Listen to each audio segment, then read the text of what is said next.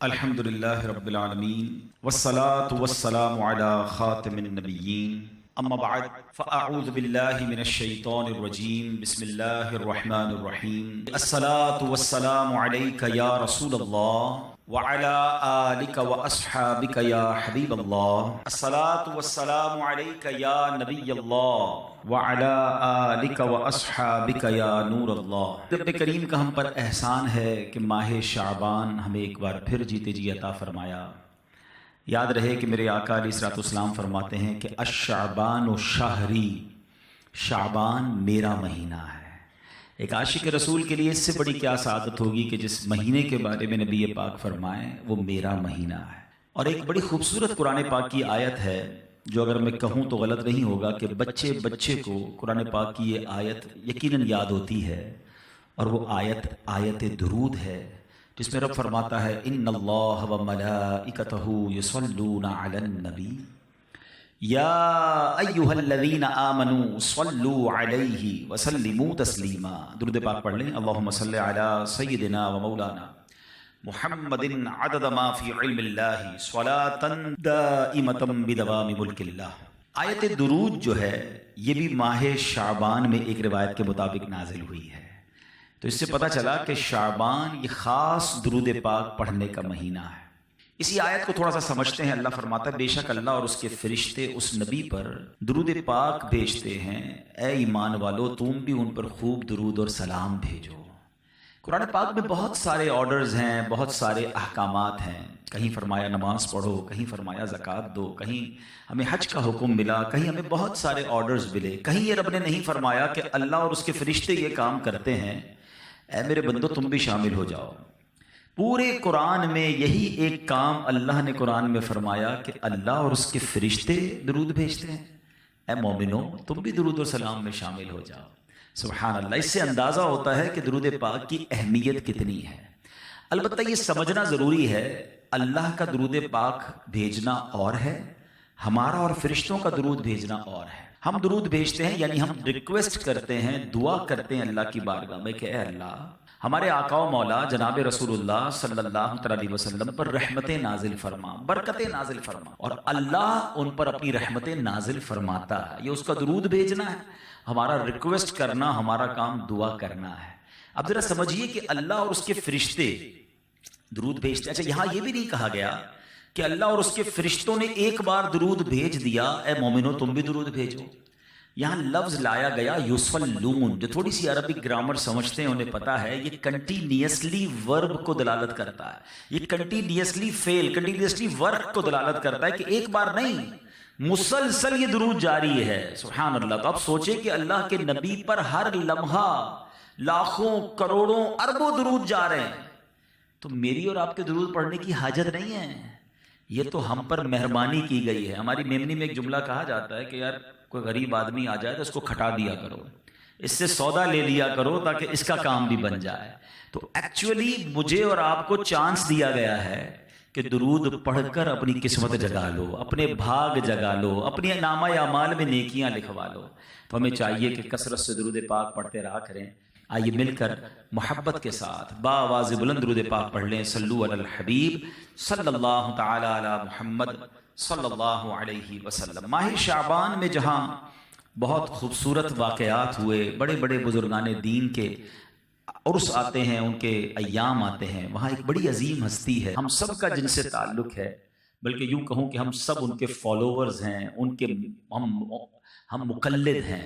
میری مراد امام اعظم ابو حنیفہ حضرت نعمان بن ثابت رضی اللہ تعالیٰ عنہ سے ہے۔ 2 شعبان المعظم یہ آپ کا عرس ہے۔ اپنے آپ کو حنفی تو کہتے ہیں مگر بہت سارے لوگوں کو تو امام اعظم کا نام بھی نہیں پتا۔ امام اعظم ابو حنیفہ تو کہتے ہیں، ابو حنیفہ ان کا نام نہیں ہے، ان کا نام نعمان بن ثابت ہے۔ جن کے ہم مقلد ہیں، جن کو فالو کرتے ہیں، ان کا نام یہ ہے۔ تو آج ان کی سیرت، ان کی کچھ بایوگرافی، اور اس بایوگرافی سے مجھے اور آپ کو کیا سیکھنے کو ملتا ہے۔ ایک بڑا عجیب و غریب واقعہ آپ کی زندگی کا۔ کوفہ کی مسجد میں امام اعظم ابو حنیفہ وضو فرما رہے ہیں۔ پہلے یہ فضیلت ذہن میں رہے کہ روایتوں میں آتا ہے کہ جب بندہ وضو کرتا ہے، اے نمازیوں تمہیں مبارک ہو، اے وضو کرنے والوں آپ کو مبارک ہو، کہ جب بندہ وضو کرتا ہے تو چہرہ دھوتا ہے تو چہرے کے گناہ معاف ہو جاتے ہیں، ہاتھ دھوتا ہے تو ہاتھ کے گناہ معاف ہو جاتے ہیں، سر کا مسح کرتا ہے تو سر کے، اور پیر دھوتا ہے تو پیر کے گناہ معاف ہو جاتے ہیں۔ مگر یہ معاف ہوتے ہیں یا گناہ دھل جاتے ہیں، یہ روایتوں میں تو پڑھا، مگر اللہ نے امام اعظم ابو حنیفہ کو وہ نظر عطا فرمائی تھی کہ آپ وضو فرما رہے تھے تو آپ کے برابر میں ایک نوجوان وضو کر رہا تھا، آپ نے وضو کرتے کرتے اس کے ٹپکتے ہوئے قطروں کو دیکھ کر فرمایا، اے بیٹا ماں باپ کی نافرمانی سے توبہ کر لے۔ شاکڈ، یعنی وہ سمجھ گیا کہ امام اعظم پہچان گئے۔ اس نے کہا جی حضور میں نے توبہ کی۔ اب آپ نے دوسرے شخص سے کہا جو وضو کر رہا تھا، میرے بھائی بدکاری سے توبہ کر لے۔ وہ بھی حیران ہو گیا، کہتا حضور میں نے توبہ کی۔ ایک شخص کے وضو کے قطرے ٹپک رہے تھے، آپ نے کہا بھائی شراب نوشی سے، گانے باجے سے توبہ کر لے۔ اگین وہ حیران تو ہو گیا، لیکن پھر اس نے توبہ کی۔ اب جب یہ واقعہ ہوا تو امام اعظم ابو حنیفہ نے، یعنی یہاں یہ پتہ چل رہا ہے کہ اللہ پاک نے اپنے بندوں کو کیسی بصیرت اور کیسی نظر عطا فرمائی۔ مگر امام اعظم ابو حنیفہ کا کمال دیکھیں کہ آپ نے اللہ کی بارگاہ میں دعا کی کہ اللہ یہ کمال یہ مجھ سے واپس لے لے، کیونکہ اس نظر کی وجہ سے، اس بصیرت کی وجہ سے مجھے لوگوں کے عیب پتہ چل رہے ہیں۔ میرے برابر میں کوئی بندہ وضو کرتا ہے، مجھے پتہ چل جاتا ہے اس کا کون سا گناہ دھل رہا ہے، اور مجھے معلوم ہو جاتا ہے اس کا عیب کیا ہے۔ اللہ میں لوگوں کے عیب نہیں دیکھنا چاہتا، مجھ سے یہ کمال واپس لے لے۔ سبحان اللہ۔ اور ایسا ہی ہوا، آپ کی دعا قبول ہو گئی اور پھر آپ کو لوگوں کے عیب نظر آنا بند ہو گئے۔ آپ اس سے دو باتوں کا اندازہ کیجئے کہ ایک تو اللہ پاک نے کمال کیسا دیا تھا، ان کی نظر کیسی تھی، وہ دیکھ لیتے تھے جو ہم نہیں دیکھ سکتے، مگر سوچ کیسی تھی کہ ہمیں لوگوں کے عیب نہیں دیکھنے۔ اب یہاں ہم سب کے لیے سبق ہے، ہمارے یہاں تو معاملہ ہی الٹا ہے۔ ہمارے یہاں بہت سارے لوگ تو دوربین لگا کے بیٹھے ہیں کہ عیب پتہ چل جائے، کرتا کیا ہے، اٹھتا کب ہے، سوتا کب ہے، جاتا کہاں ہے، کاروبار کیا کرتا ہے۔ بھائی نئی گاڑی لے لی، چیک تو کرو پیچھے کدھر سے پیسے آ رہے ہیں، نیا گھر فلاں سوسائٹی میں، ابھی تو گھر چھوٹا تھا اتنا بڑا کیسے ہو گیا۔ ٹینشن شروع ہو جاتی ہے، یعنی تلاش میں رہتے ہیں کسی کی ترقی کیسے ہوئی، کوئی آگے کیسے بڑھ گیا، کسی کو عروج کیسے ملا۔ اور اگر پتہ چل جائے، دیکھیں انسانوں کی بستی میں رہتے ہیں، میں اور آپ سارے انسان ہیں، فرشتہ تو کوئی نہیں ہے نا، تو انسان تو ہوتا ہی۔ الانسان مرکب من الخطائی والنسیان۔ What is the definition of human being؟ پہلے یہ سمجھ لیجیے، انسان کی ڈیفینیشن ہی یہ ہے کہ انسان مرکب ہے، مکسچر ہے مسٹیکس کا اور بھول کا۔ یہ تو ہوگا، غلطیاں بھی ہوتی ہیں، انسان سے بھول بھی جاتا ہے۔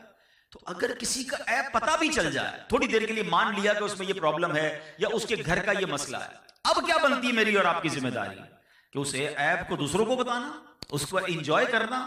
ارے بھائی پتہ چلا فلاں نے یہ کیا ہے، ہاں اس کے بیٹے کا یہ مسئلہ ہے، وہ بڑی بڑی باتیں نہیں کرتا، ہاں اس کی بیٹی کا یہ مسئلہ ہے، اور یہ میری بہنیں سن رہی ہیں، ان کو تو بس بال ملنے کی دیر ہے نا، پھر تو سیدھا جا کے سارے پورے محلے کو بتانا ہے۔ کیوں؟ خود سوچئے، مسلمان کا یہ کام نہیں ہے۔ پہلے تو عیبوں کی جستجو میں نہ رہیں، عیب تلاش کرنے کی فکر میں نہ رہیں، اور اگر پتہ چل جائے تو اس کو ایسے بھول جائیں یا ایسے دبا دیں جیسے اپنے عیب کو چھپاتے ہیں۔ اب میں آپ کو دو حدیثیں سنانا چاہتا ہوں۔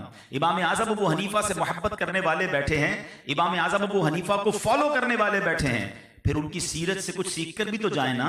اللہ کے آخری نبی رسول عربی صلی اللہ تعالیٰ علیہ وسلم فرماتے ہیں، یہ حدیث مسلم شریف میں ہے، نبی پاک نے فرمایا جو کسی مسلمان کی تکلیف کو دور کرے، اللہ عز و جل قیامت کی تکلیفوں میں سے اس کی تکلیف کو دور فرمائے گا۔ whenever you find anybody، جب آپ کو کوئی شخص نظر آئے جو کسی پرابلم میں ہے، اگر آسانی ہے اس کی تکلیف دور کریں۔ اچھا یہ بھی بڑا مسئلہ ہے، ہم لوگوں کی مشکلوں کو دور کرنے کا مطلب یہ سمجھتے ہیں کہ یار پیسے خرچ کرنے پڑیں گے۔ ہر چیز پیسے سے دور نہیں ہوتی۔ اگر یہ فارمولہ درست ہے کہ پیسے خرچ کرنے سے تکلیف دور ہوتی ہے تو پھر تو کوئی پیسے والا تکلیف میں ہی نہ رہے، مشکل میں ہی نہ رہے۔ ایسا نہیں ہے، کہیں محبت سے تکلیف دور ہو جاتی ہے، کہیں حوصلہ دینے سے تکلیف دور ہو جاتی ہے، کہیں کسی سے اچھی بات کرنے سے اس کی تکلیف دور ہو جاتی ہے، کہیں کسی کی اچھی جائز سفارش کرنے سے تکلیف دور ہو جاتی ہے۔ ہمارا پہلے ذہن بن جائے کہ مسلمانوں کی تکلیفیں دور کرنی ہے۔ نبی پاک فرماتے جو کسی کی تکلیف دور کرے، اللہ کریم قیامت کی تکلیفوں میں سے اس کی تکلیف دور فرمائے گا۔ لک ایٹ دا ریوارڈ، وہاں کوئی مدد کرنے والا نہیں ہوگا۔ آپ یہاں شاید بہت تھوڑی دیر میں کسی کی تکلیف دور کر دیں، مگر قیامت کی تکلیف دور ہونا اٹس اے بگ ریوارڈ، بہت بڑا انعام ہے۔ مگر اس حدیث کا جو اگلا حصہ ہے جو میرے ٹاپک سے متعلق ہے، آقا علیہ الصلوۃ والسلام فرماتے ہیں جو کسی مسلمان کی عیب پوشی کرے، عیب پتہ چل گیا، آپ کے سامنے ریویل ہو گیا اس کا فالٹ، اب چھپا دے، عیب پوشی کرے تو خدائے ستار قیامت کے روز اس کی عیب پوشی فرمائے گا۔ ہائے ہائے ہائے، قیامت کے دن میرے عیب نہ کھلیں. ہم سب یہی چاہتے ہیں نا. کتنے عیب ہیں، کبھی سوچا ہم نے؟ لوگوں سے چھپا کر گناہ کرتے ہیں، لوگوں کو پتہ نہ چلے، ہماری یہ فکر ہوتی ہے ارے بھائی فلاں کو نہ پتہ چل جائے، فون بند کر دو، لائٹ بند کر دو، علاقہ تبدیل کر دو. کتنے جتن کرتے ہیں لوگوں سے چھپانے کے لیے، مگر اللہ کتنا کریم ہے، ہمارے عیب چھپائے رکھے ہیں. لوگ کتنی عزت کرتے ہیں ہماری، مگر یہ سارے عیب اگر قیامت کے دن کھل گئے تو کدھر جائیں گے؟ آقا فرماتے جو دنیا میں کسی کے عیب چھپاتا ہے، اللہ قیامت کے دن اس کے عیب چھپائے گا. ایک اور جگہ اللہ کے نبی علیہ السلام فرماتے جو شخص اپنے بھائی کا عیب دیکھ کر اس کی پردہ پوشی کرے تو وہ جنت میں داخل کر دیا جائے گا. اگر جنت میں جانا ہے اٹس اے بیوٹیفل وے. عیب پتہ چل جائے چھپائیں. جس طرح اپنے بچوں کے عیب ہم نہیں چاہتے، کہتے ہیں نا ہمارے ایک جملہ بڑا مشہور ہے، یار گھر کی بات گھر میں رہنے دو. تو دوسرے کی گھر کی بات بھی اس کے گھر میں رہنے دو نا. اس کی گھر کی بات کیوں محلے پہ لے جانی ہے؟ اس کے گھر کی بات کیوں سوشل میڈیا پہ ڈالنی؟ کیوں انجوائے کرنا ہے؟ عربی کا ایک مقولہ یاد کر لیجئے، بڑا خوبصورت ورڈ ہے، من ضحکا ضحکا. جو ہنستا ہے اس پر بھی ہنسا جائے گا. جو لوگوں پر ہنستے ہیں نا، مذاق اڑاتے ہیں، دیکھا اس کے بچے نے، دیکھا اس کی فیملی نے، دیکھا اس نے یہ کیا، کبھی بھی نہیں. کہیں ایسا نہ ہو تھوڑے دنوں بعد یہ آپ پر آفت آ جائے. پتہ بھی چل گیا، عیب چھپائیں. سبحان اللہ. امام اعظم ابو حنیفہ رضی اللہ عنہ کی سیرت سے یہ بات ہمیں سیکھنے کو ملتی ہے. اب آئیے میں تھوڑا سا آپ کا تعارف، آپ کی بایوگرافی، جیسے میں نے کہا جو ہم سب کو پتا ہونی چاہیے. آپ کا نام نعمان، آپ کے والد کا نام ثابت، آپ کی کنیت ابو حنیفہ اور لقب امام اعظم ہے. آپ سن 80 ہجری میں کوفہ میں پیدا ہوئے، 70 سال کی عمر پائی. 2 شعبان المعظم 150 ہجری میں آپ نے وفات پائی. آج بھی آپ کا مزار بغداد معلیٰ میں ماشاءاللہ لاکھوں عاشقان رسول کے لیے مرجع خلائق ہے. آپ ائمہ اربع یاد رکھیے گا، 4 امام ہیں، امام اعظم ابو حنیفہ، امام شافعی، امام مالک، امام احمد بن حنبل رضی اللہ تعالیٰ عنہ مجمعین. یہ برحق ہیں، یہ چاروں برحق ہیں، چاروں کے خوش عقیدہ مقلدین آپس میں بھائی بھائی ہیں. امام اعظم ابو حنیفہ ان چاروں اماموں میں سب سے بلند مرتبہ ہیں، اور اس کی ایک وجہ یہ ہے کہ آپ تابعی ہیں. تابعی کس کو کہتے ہیں؟ نبی پاک علیہ السلام کو کسی نے ایمان کی حالت میں دیکھا یا پیارے آقا کی صحبت پائی اور اس کا ایمان پر انتقال ہوا، وہ صحابی. اور جس نے صحابی کو ایمان کی حالت میں دیکھا یا اس کی صحبت پائی تو وہ تابعی، اور اس کا خاتمہ بھی ایمان پر ہوا ہو. تو امام اعظم ابو حنیفہ یہ تابعی بزرگ ہیں. آپ نے صحابہ کرام سے ملاقات کی، صحابہ کرام کی صحبت کا آپ کو شرف بھی ملا. امام اعظم ابو حنیفہ بہت بڑے بزنس مین بھی تھے. یہاں بھی بزنس کمیونٹی کے لوگ موجود ہیں، لیکن اس کے ساتھ ساتھ علم کے بھی امام ہیں. آپ ایسے علم کے پہاڑ ہیں کہ بڑے بڑے علماء حیران ہیں آپ کے علم کے آگے. اور ساتھ ساتھ آپ کی عبادتوں کا عالم بھی بہت نرالا تھا. بعض اوقات انسان جب بزنس میں بیزی ہوتا ہے، پڑھائی لکھائی میں بیزی ہوتا ہے، تو نفلی عبادتوں کے حوالے سے اس کا ذہن نہیں ہوتا. امام اعظم ابو حنیفہ کا یہ حال تھا کہ آپ نے 55 حج کیے. اور آپ جب مکہ مکرمہ میں حج کرنے گئے، باب کعبہ آپ کے لیے کھولا گیا، آپ کعبہ مشرفہ کے اندر داخل ہوئے اور کعبے میں 2 رکعت کے اندر آپ نے پورا قرآن پاک ختم کیا. دیر تک مناجات کرتے رہے، مشغول دعا تھے کہ بیت اللہ کے گوشے سے غیب سے آواز آئی، تم نے اچھی طرح ہماری پہچان حاصل کی اور خلوص کے ساتھ خدمت کی، ہم نے تم کو بخشا اور قیامت تک تمہارے مذہب پر جو ہوگا، یعنی جو تمہاری تقلید کرے گا، اس کی بھی بخشش فرما دی. تو اے حنفیوں تمہیں مبارک ہو. امام اعظم جب مدینہ منورہ گئے، نبی پاک کی بارگاہ میں سلام عرض کیا، السلام علیک یا سید المرسلین، تو روضہ انور سے جواب آتا ہے. وہاں موجود لوگ یہ آواز بھی سنتے ہیں، وعلیک السلام یا امام المسلمین. یہ مرتبہ آپ کو حاصل ہوا. اور سبحان اللہ، امام اعظم ابو حنیفہ کی شان یہ ہے، آپ مسلسل 30 سال تک روزے سے رہے. 30 سال تک ایک رکعت میں آپ قرآن پاک ختم کرتے رہے، اور 45 سال تک آپ نے عشاء کے وضو سے فجر کی نماز ادا کی. یہ عبادت کا عالم تھا. تقوی کا عالم یہ ہے، جیسے میں نے آپ کو بتایا کہ آپ بہت بڑے بزنس مین ہیں، تو آپ بلینر تھے اس زمانے کے. تو ایک بار آپ کہیں نماز کے لیے گئے تو آپ نے اپنے سیلز مین کو بتایا کہ یہ کپڑا ہے جس میں یہ فالٹ ہے، اگر کوئی کپڑا خریدنے آئے تو عیب بتا کر اسے بیچنا، اس کو بغیر بتائے نہ بیچنا. آپ جب واپس آئے تو آپ نے دیکھا کہ وہ کپڑا سیل آؤٹ ہو چکا ہے. آپ نے اپنے سیلز مین سے پوچھا کہ اس کپڑے کا کیا ہوا؟ تو کہا حضرت ایک بندہ آیا، اچھے ریٹ دیے، میں نے بیچ دیا. تو آپ نے فرمایا تم نے اسے عیب بتایا تھا؟ اس نے کہا حضرت عیب بتانا تو میں بھول گیا، اللہ اکبر. آج ہمارا سیلز مین ہو اور ہمیں بتائے جناب میں نے گھٹیا مال اچھے ریٹ میں بیچ دیا, گاہک کو پتہ بھی نہیں لگا, ہم کہتے شاباش بیٹا تو بڑی ترقی کرے گا. ایسے سیلز مین چاہیے جو ہمارا سارا مال بیچ دے. امام اعظم اس پہ ناراض ہوئے اور اس پورے دن میں جتنی بھی سیل ہوئی تھی جو کہ ہزاروں درہم تھے, آپ نے سب کے سب اللہ کی راہ میں خیرات کر دیے. آپ نے فرمایا وہ مال مجھے نہیں چاہیے جو بغیر عیب بتائے, بغیر گاہک کو مطمئن کیے مال بیچا گیا. پھر امام اعظم کی سیرت سے کچھ سیکھنا ہے. بیان تو بہت سارے ہو سکتے ہیں, مگر میں چاہتا ہوں جس امام کو میں اپنا امام مانتا ہوں, آپ بھی حنفی موجود ہیں, دنیا میں کروڑوں حنفی موجود ہیں, اب ان کی سیرت کو سنیں بھی اور کچھ امپلیمنٹیشنز کریں. تو ایک بات یاد رکھیے, جھوٹ بول کر مال تو بک جاتا ہے, عیب چھپا کر سیل تو ہو سکتی ہے, لیکن اگر حرام روزی ہے تو یہ برکت نہیں لاتی ہے. اگر پیسے جمع بھی ہو جائیں تو سکون چلا جاتا ہے. ایک جملہ اپنے دل میں بٹھا لیجئے, کبھی بھی آپ کے ذہن میں یہ خیال آئے نا کہ یار فلاں آگے بڑھ گیا, میں پیچھے رہ گیا, میں جھوٹ نہیں بولوں گا تو میرا کاروبار کیسے ہوگا, ساری مارکیٹ جناب دھوکہ دیتی ہے, میں اکیلا ایمانداری سے چلوں گا تو کیسے آگے بڑھوں گا. تو ایک بات یاد رکھیے گا, جو میرے نصیب میں ہے نا مجھ سے کوئی وہ چھین نہیں سکتا, اور جو میرے نصیب میں نہیں وہ مجھے کوئی دے نہیں سکتا. تو جب جو میرے نصیب میں ہے مجھے مل کر رہے گا تو پھر جھوٹ بولنے کی کیا ضرورت ہے, پھر حرام کمانے کی کیا ضرورت ہے. اور ایک اور بات یاد رکھیے, حرام زیادہ بھی ہو اس میں سکون نہیں ہے, حلال تھوڑا بھی ہو تو اس پہ بہت سکون ہوتا ہے, اس پہ بڑی برکت ہوتی ہے. ایکچولی پرابلم پتہ ہے کیا ہے, ہم لوگوں نے برکت کی ڈیفینیشن کوئی اور بنا لی ہے. ہم سمجھتے ہیں جس کے پاس بہت پیسہ ہو, بڑے بنگلے ہوں, بہت ساری گاڑیاں ہوں, وہ برکت والا ہے. نہیں, برکت کوانٹٹی میں نہیں ہے, یہ جملہ یاد کر لیں, برکت کوالٹی میں ہے. اربوں روپے ہو اور سکون نہ ہو, صحت اچھی نہ ہو, فیملی اور بچے فرما بردار نہ ہو, گھر میں روز ٹینشن ہو, مجھے بتاؤ یہ پیسے برکت والے ہیں؟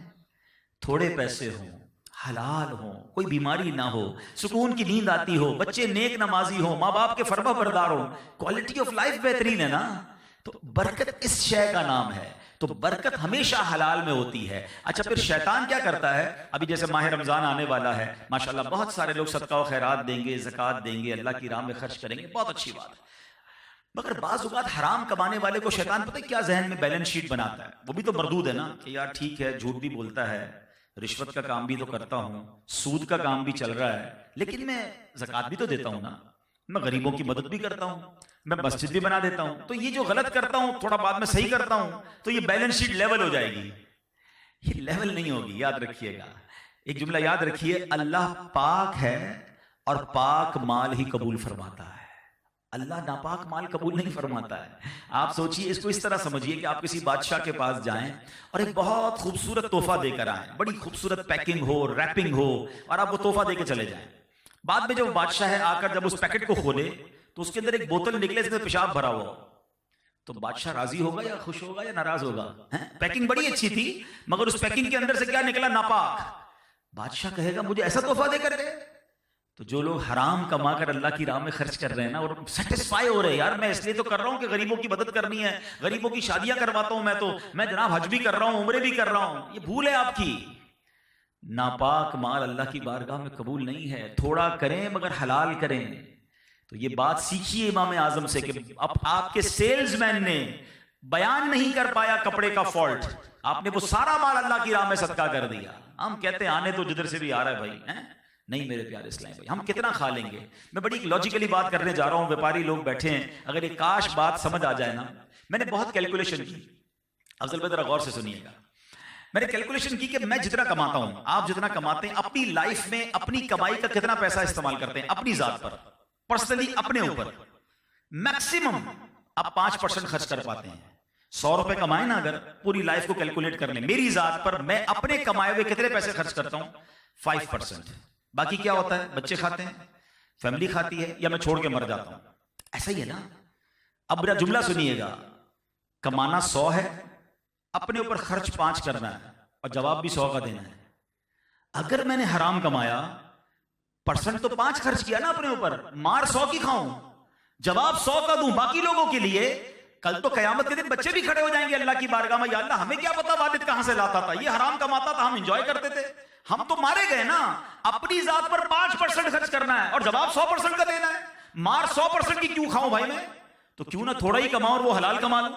جب خرچی میں نے اپنی ذات پہ تھوڑا کرنا ہے، باقی لوگوں نے کھانا ہے، تو مجھے کیا پڑی ہے میں حرام کام کی طرف جاؤں. کاش یہ بات لاجیکلی سمجھنے والی ہے. جتنا بھی جمع کر لیں آپ خرچ نہیں کر پاتے اپنی ذات پر، تو لیکن جواب تو اللہ کی بارگاہ میں آپ نے دینا ہے نا. تو کاش یہ بات سمجھ آ جائے. ماہ شعبان جاری ہے، نیت کیجئے کہ حلال ہی کمانا ہے. بہت سارے لوگ ملتے ہیں، پرچیاں بھی دیتے ہیں، ہمیں میسج بھی آتے ہیں، حضرت دعا کریں، بڑی پریشانیاں ہیں، بڑی مشکلیں ہیں، دعا کرتا ہوں دعا قبول نہیں ہوتی. مکے جا کر بھی دعا کی، مدینے جا کر بھی دعا کی، مگر پتہ نہیں کیا مسئلہ ہے، دعا قبول نہیں ہوتی. چیک تو کریں حلال کھا رہے کہ نہیں، بچوں کو حلال کھلا رہے کہ نہیں. اور اب اسی کے اپوزٹ ایک بات سنیے گا، ایمان افروز بات. حضرت سعد بن ابی وقاص، ہی واز عشرہ مبشرہ، ہی واز صحابی فرام عشرہ مبشرہ. 10 صحابہ میں سے یہ خوش نصیب صحابی ہیں جن کو جنت کی بشارت ملی. مگر کیا ریلیونٹ، کیا بیوٹیفل کوسچن کیا نبی پاک سے، یا رسول اللہ صلی اللہ تعالی علیہ وسلم میں مستجاب الدعوات بننا چاہتا ہوں. کتنی پیاری کوسچن ہے. مستجاب الدعوات کے معنی کیا ہے؟ میں جو دعا مانگوں وہ دعا قبول ہو جائے. ہم سارے بننا چاہیں گے، سبحان اللہ، مسئلہ ہی حل ہو گیا نا. میں جو دعا مانگوں قبول ہو جائے تو سارے پرابلم سالو. اچھا پیارے آقا علیہ السلام نے کوئی بہت لمبا جواب نہیں دیا کہ اے سعد اتنے روزے رکھو، اتنے نمازیں پڑھو، اتنے سجدے کرو، اتنی تلاوت کرو، پھر تمہاری دعائیں قبول ہوں گی. نہیں، ون لائنر آنسر. اللہ کے نبی علیہ السلام فرماتے ہیں اے سعد اپنی غذا پاکیزہ کر لو تو مستجاب الدعوات بن جاؤ گے. سمپل. غذا پاکیزہ، روزی حلال، لقمے حلال، دعائیں قبول ہونا شروع ہو جائیں گی. تو پھر تو سارے مسئلے حل ہو گئے نا.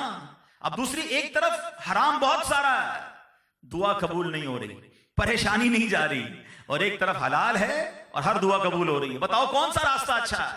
کیوں پھر جاؤں میں حرام کی طرف؟ تو کاش یہ بات ہمیں سمجھ آ جائے. آگے چلتے ہیں. امام اعظم ابو حنیفہ رضی اللہ تعالیٰ کیسے کمال کی ہستی ہیں. پیسہ بہت تھا مگر لون بھی بہت دیتے تھے، قرضہ بہت دیتے تھے. اب یہاں بھی میں تھوڑا سا بزنس کمیونٹی سے بات کر لوں، مجھے موقع ملا ہے. ہمارے یہاں ایک رواج یہ ضرور ہے کہ ہم صدقہ خیرات کرتے ہیں، بہت اچھی بات ہے. میرے آقا علیہ السلام جب معراج کی رات جنت پہ گئے، جنت کی سیر فرمائی، تو جنت کے دروازے پر آپ نے لکھا دیکھا کہ صدقے کا ثواب 10 گنا ہے اور قرضے کا ثواب 18 گنا ہے. آپ نے جبریل امین سے ارشاد فرمایا اے جبرائیل یہ صدقے کا 10 اور قرضے کا 18 گنا کیوں ہے؟ عرض کی حضور صدقہ تو ہر کوئی لے لیتا ہے، فقیر بن کے تو ہر کوئی لے لیتا ہے، قرضہ وہی لیتا ہے جو ضرورت مند ہوتا ہے. اب ایک حدیث پاک سنیے گا جس کا مضمون ہے کہ جو کوئی شخص کسی کو قرضہ دیتا ہے، فار ایگزامپل آپ سے کسی آپ کے ملازم نے، رشتہ دار نے قرضہ مانگا، 50,000 روپے دے دیں میں 2 مہینے میں دے دوں گا. آپ نے اس کو قرضہ دے دیا، آپ کو پتہ ہے ثواب کتنا ملے گا؟ حدیث پاک کا مضمون ہے روزانہ جتنی رقم آپ نے قرضہ دی ہے نا، روزانہ اتنی رقم آپ کو صدقہ کرنے کا ثواب ملے گا. اس کا مطلب یہ ہوا کہ روزانہ 50,000 روپے اللہ کی راہ میں صدقہ کر رہے ہیں، 2 مہینے کے بعد پیسے واپس آ گئے اور آلموسٹ 30 لاکھ روپے اللہ کی راہ میں صدقہ کرنے کا ثواب بھی مل گیا. اچھا اب وہ بندہ آپ سے کہتا ہے حضور پریشان ہوں 1 مہینہ اور دے دیں. آپ نے دیکھا واقعی پرابلم میں 1 مہینہ اور دیا، روایتوں کے مطابق اب ثواب آپ کا ڈبل ہونا شروع ہو گیا. آپ نے ایکسٹینشن دی، اب روزانہ 1 لاکھ روپے اللہ کی راہ میں صدقہ کرنے کا ثواب مل رہا ہے. سیدی اعلیٰ حضرت امام اہل سنت فرماتے ہیں میں روزانہ اتنے روپے صدقہ کرتا ہوں. 100 سال پرانی بات ہے، 100 سال پہلے روپے آج کے ہزاروں روپے، لاکھوں روپے کے برابر ہیں. تو لوگوں نے کہا روز اتنا صدقہ کرتے ہیں. آپ نے فرمایا میں نے اتنے پیسے کسی کو قرضہ دیا ہوا ہے اور جتنے دن گزرتے جا رہے ہیں روز مجھے اتنا صدقہ کرنے کا ثواب مل رہا ہے. تو یہاں میں ایک مشورہ دوں گا. ہمارے یہاں پرابلم یہ ہو گیا ہے، ہم سے آ کر کوئی پیسے مانگے کہتے ہیں مجھے نفع کتنا دو گے. یہ جو سود ہے نا، یہ ایسی لعنت ہے جو بندے کے دل کو سخت کر دیتی ہے. اب جب سود کی جو ایک مذمت ہے وہ یہ بھی ہے کہ رحم دلی ختم ہو جاتی ہے. وہ ہر چیز میں نفع مانگ رہا ہوتا ہے کہ بھئی تجھے پیسے چاہیے، مجھے کیا ملے گا؟ حالانکہ وہ بیچارہ غریب پریشان، بچی کی شادی کرنی ہے، کوئی اور مسئلہ ہے. تو اسی لیے قرضے کی فضیلت بیان ہوئی تاکہ غریب پریشان مسلمانوں کا بھلا ہو جائے. اب یہاں میں 2 باتیں عرض کروں گا کہ آپ کوشش کیا کریں. میں ایک مشورہ دیتا ہوں، میں دیکھ رہا ہوں ماشاءاللہ اللہ پاک نے یہاں بہت سارے ایسے لوگ ہیں جن کو بہت نوازا ہے، اللہ نے کروڑوں میں آپ کو نوازا ہے. میں آپ کو ایک مشورہ دیتا ہوں، اپنے آفس پہ ایک بجٹ بنائیں. مثال دیتا ہوں 1 ملین کا، 2 ملین کا، 5 ملین کا، جتنا اللہ نے آپ کو نوازا ہے. اور آپ اپنے ہی ملازمین میں، اپنے ہی رشتہ داروں میں جس کو آپ سمجھتے ہیں گارنٹی لینے کی آپ کو اجازت ہے، آپ اس کی سیلری میں سے کاٹ لیں، اس سے کوئی گارنٹی رکھ لیں. آپ نظام ضرور بنائیں قرضہ واپس کرنے کا، اس میں کوئی حرج نہیں ہے.